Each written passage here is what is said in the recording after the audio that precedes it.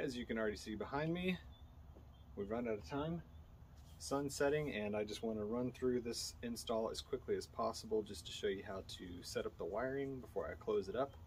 So on my 2012 Yamaha FZ1, as I mentioned in my last video, on the FZ1 I did my Shogun frame sliders, and I was going to do a gear indicator. So let's get started with the install and I'll show you what it looks like. Before we do that, subscribe to the channel. Just hit that subscribe button, and you can hit the notification bell if you're interested in getting notified if I post a new video or go live.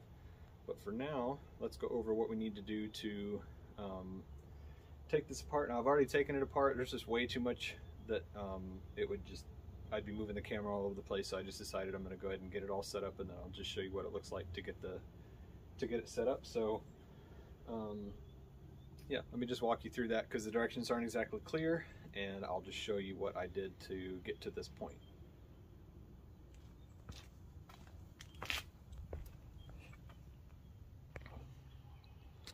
So as you can see, I've got the tank off.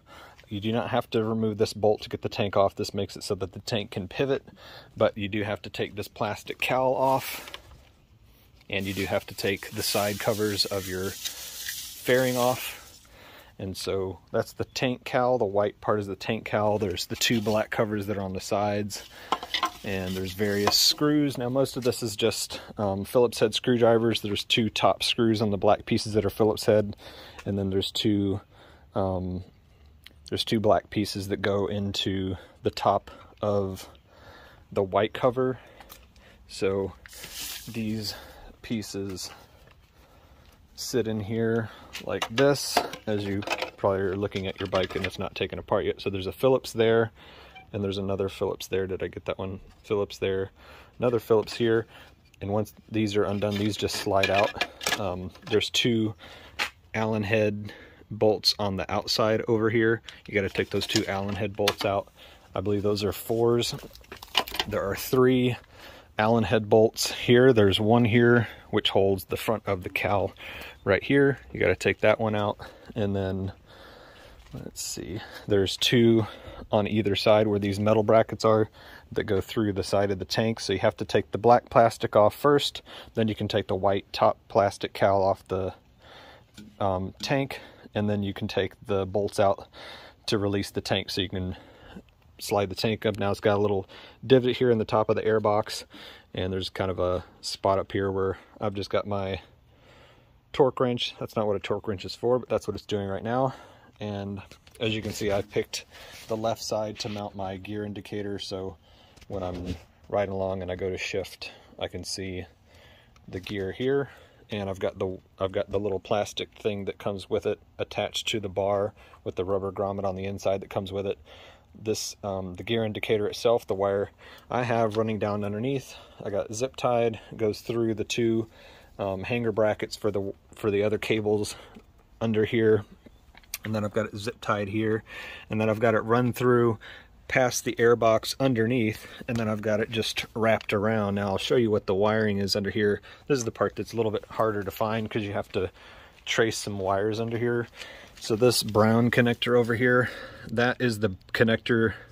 This connector right here, this is the one that goes to the brake light, and what you need to do is you need to find the positive. So to find the positive, you just slide the plastic back on this side of this connector, and the brown wire is the positive on this side that goes to the main connector. So the brown wire is the top wire. So if you're looking in the orientation of this connector, the brown is the one that goes on the top, and that's the one that I've used that little clamp that comes with the gear indicator kit. Now the red and black wire that comes with the gear indicator kit is the wire that goes into this clamp. So you slide it in. The whole clamp goes over the top of the wire that comes from the brown side of this through, and then the top goes through the front of the clamp all the way through. This wire, the red and black wire that comes from the gear indicator, just goes into the hole on this side. It doesn't go all the way through. There's a little metal tab on there, and you just crimp the little tab down. So I just used a pair of pliers to crimp the little metal tab down. So you can kind of see how this kind of clamshells onto here. That's how that works. And then the connector that you're looking for, the main connector, is down here. And what you do is you just unplug the two connectors that are connected together from the bike itself. So it looks like this on the bike originally, coming from one end and going into the other. You unplug it, you plug the female end onto the male end from the gear indicator, and then you plug the male end to the female end from the gear indicator on the other side.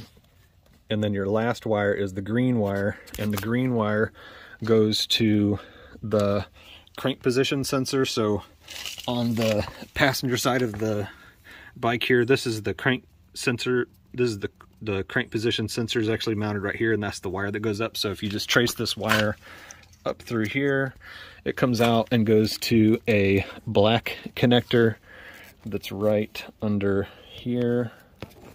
It's going to be hard to see because we're running out of light. But anyway, on that connector, you want to find the gray wire, and the same as the clamp on this one goes from the red wire from the gear indicator to the brown. This green and black wire that comes from the gear indicator goes to the gray wire that's coming off of the crank sensor, sorry. So with it all wired the way it is, now I could drop the tank, reverse, put everything back together the way that it was. But I can tell from the beginning that when I turn this on now, and I picked red because red's just a brighter color. I saw some people say it's really hard to see blue and it's really hard to see green. From some odd reason, I remembered back when I was in college that I was told if you want a really bright alarm clock in your room, always make sure that you get red. So it does that every time it turns on. It counts through the gears. And so the next thing for me is to go through the programming steps and program it. I don't know what, I know that it said that it went and counted through all the gears. Here's some of the tools I use for just, I cut off the excess wire. That's the excess wire from the green and the red from the gear indicator. It comes with a bunch of zip ties. I'm not using all those. The pair of pliers I use to clamp the red clamp down. Now the bigger bolts that I mentioned earlier that you take off the top of the cowl and the two sides of the tank to get the tank to come up, these are size 5 socket head. And the smaller bolts, like these, are the ones that are on the side of the white side cowl pieces. These are size 4, and then the two on either side of the black covers are Phillips head. So there's 4 of the Phillips head. So I'll have to put all that back together, just reverse the order. But so I've got this in, and I've got the wire all tucked down, and just kind of got these connectors back kind of out of the way, so they're not going to be pulling on anything when I pull this back closed. So kind of just try to get them nice and clean, because you don't want the connectors out where they're going to run into your fuel line. Now I have seen posts where people talk about your fuel lines kinked, and there is kind of a way to route this line here so that it doesn't get pushed so far back to the other side. The wire, actually, the hose anyway, comes more towards this side instead of going that way. I haven't seen an issue with mine with the claim people have made about the kink in the fuel line, but that's pretty much it from under here. So what I'll do next, like I said, is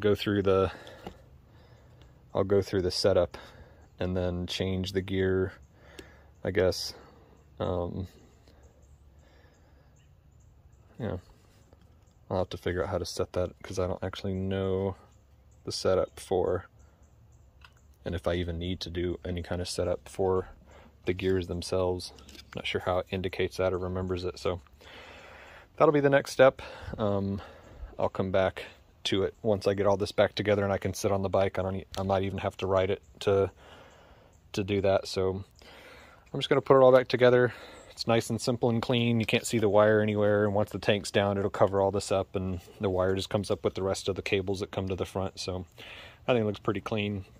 You've got just a little bit of a wire sticking out here. I'm just giving it enough that I'm not pulling this down really hard, because this is just on with 3M tape, or like a foam adhesive tape, and I don't want to pull down on this wire so much that the top of this eventually wants to peel over. Make sure you do not get your dirty hands all over that adhesive tape as well, because you don't want that tape coming off earlier than it should. Other than that, it's pretty much all we've got. So, like I said, eventually I'll be probably pulling this apart and taking the rotor out, making sure that the rotor's not bad, but going ahead and replacing it as well.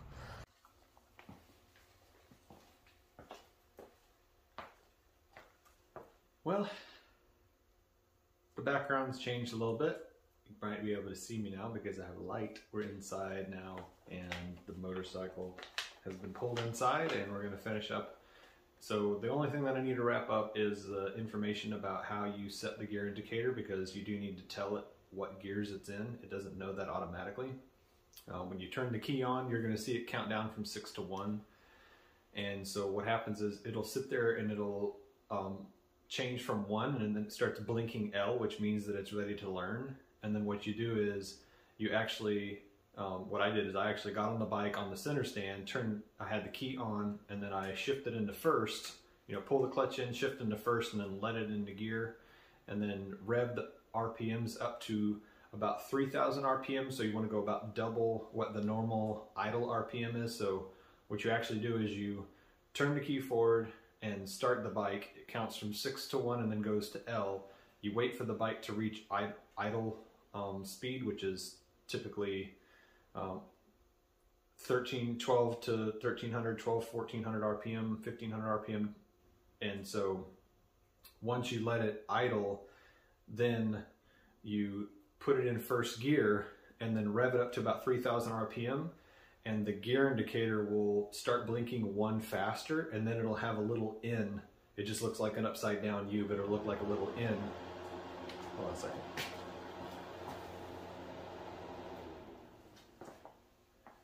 Don't need that running during the video.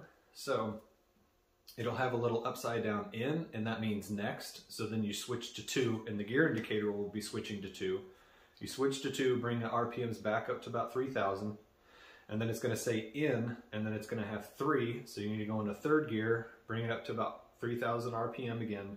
You do that through fourth gear, you do that through fifth gear, and it's actually going to say in 6. Now, if you don't have 5 gears, which my bike has 6, so if you don't have, if you have 5 gears, then you don't do anything at 6. You just let 6 end itself, and then it will know that you didn't set any speed for.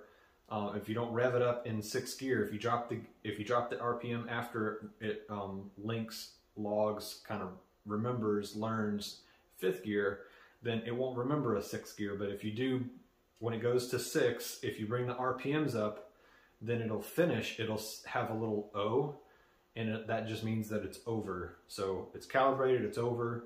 And so what I did is I turned the key off and then turn it back on, and so instead of going 6 to 1, it goes 1 to 6. And if you only have registered 5 gears, it'll count 1 through 5. So when I turn the key back on, instead of going 6 to 1, it does go 1 to 6. I started it up again, and I went through the gears, and as I shifted the gears and went up through the RPMs in the gears, it just changed the gear. It could look and see the indicator changed right away. And I also brought it down through the gears, and it also registered where the gears were as I went down through the gears. So I'm not sure if I'm going at a higher speed and I slow down, but I don't shift down through all the gears one at a time. I don't know if I kind of shift down from like 6 to 3 or 5 to 2 or something, if it's gonna miss and the number will be off. I'm not sure how it keeps up with that. Must be something where it's tapped into that that crank position sensor. So I haven't had a chance to get out and ride yet, but the red looks really good. So I'll show you what the red looks like, because I didn't get a chance to show you that, and I'll show you how it's counting up instead of counting down. Now there is a factory reset in here you can do. So the directions for wiring were not, I mean, the information's in there, but there's no pictures. So when it tells you that you need to tap into the crankshaft position sensor, it doesn't say where it's at. It says it's under the tank. It says what color the connector is, and it says what wires are coming out of it, but to know exactly where it's at under the seat, under the tank, hopefully I was able to show you that when we were outside, and you can just follow the instructions and see exactly where to wire it in. I want to make it as easy as possible, but I also didn't go through all the steps of taking the tank off, so hopefully just pointing out where the screws are and the little plastic screws on the black pieces that are on the top. I mean, if your bike's already naked, all you need to do is lift the tank. So you've really only got like 3 bolts on the tank itself after if you have to take the cowl off, the actual tank cowl. So the tank cowl bolts, and then the 3 bolts, the 2 bolts that are left over that are holding the tank on, and then the whole tank swivels up, and then you just put a prop rod in there to hold the tank up, and that's pretty much it. You really want to make sure you have something secure, because I actually was working under there before and bumped the tank a little bit, and the prop rod fell out and it smashed down on my hands. Thankfully, it actually didn't hurt. It was like the contour of the tank and the contour of the airbox. It just kind of landed on my hand, but it didn't I didn't get cut or anything, so that was nice. But you might not get the same, you might not get the same grace. So anyway, that's pretty much it. I don't have anything else. 2012 FZ1, obviously 2nd gen, should fit any 2nd gen. So just 2006 to 2015, I believe that's the year range. Anything you need information on will be in the description, and I'll probably do some still shot stuff of some of the video I was doing and point out some of the connectors and show you from the kit what those little clamshell connectors are that go over the wires. Sorry I didn't show everything. I was running out of time. It was getting dark. I needed to get this done today and move on to other things. And I want to be just able to get on the bike the next time it's warm and take a ride and just see how the indicator works. As you can see, looks pretty good with the frame sliders on. I got my little gear indicator here, so I'll pull the camera around and let you take a little bit better look at that. Don't forget to subscribe to the channel, please. I really appreciate the subscriptions. And I think that's it for now. So let me show you around a little bit, and I'll just show you what that gear indicator looks like when it lights up. And I would pick red. I just think red's a much brighter color, and I have seen posts where people have said the blue is really hard to see and the green's kind of hard to see, so I would go with red. Now, the kit itself came with a little extra plastic cover. It looks like the plastic cover for the indicator itself, and I'm not sure why this plastic cover came in the kit. Mine already has the cover on it. I don't know if that's if it gets scratched up, you can just peel it off and just put a new one on. But like I said, for whatever reason, this was in the package, and it looks like it's got a little adhesive paper on the back, and I could just peel this and stick it on the front, and I don't know. I don't think it's a different color. I'm guessing it's just if it ever gets scratched or the front cover falls off. But yeah, let me take you for a tour.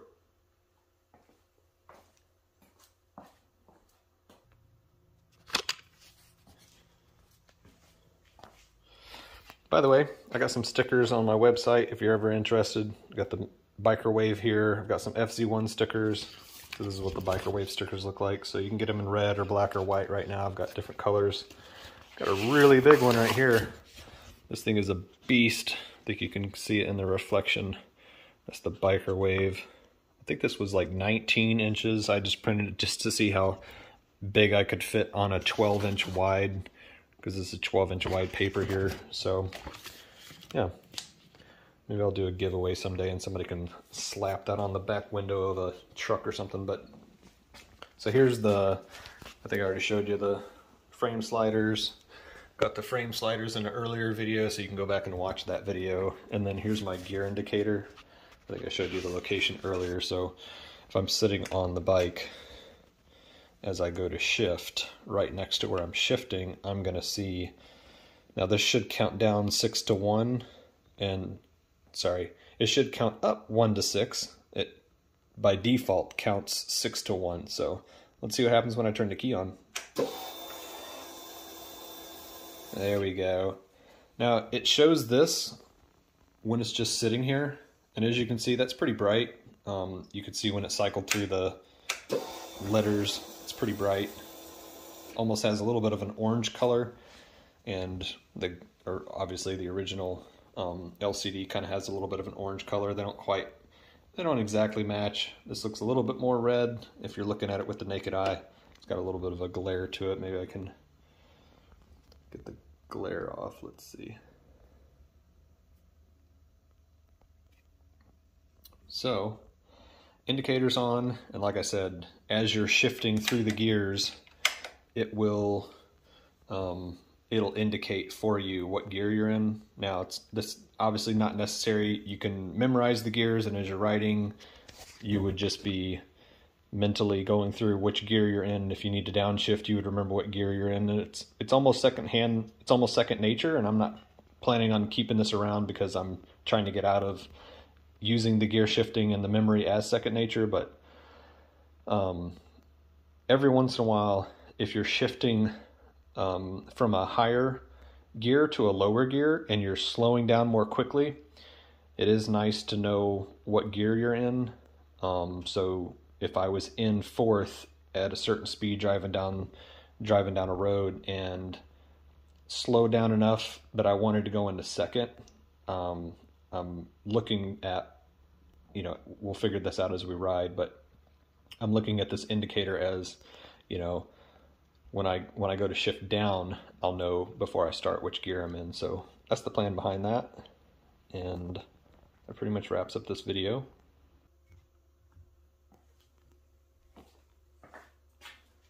As I always say, thank you for taking the time to watch. I hope you come back and check out the channel again sometime in the near future. Thank you for the subscriptions.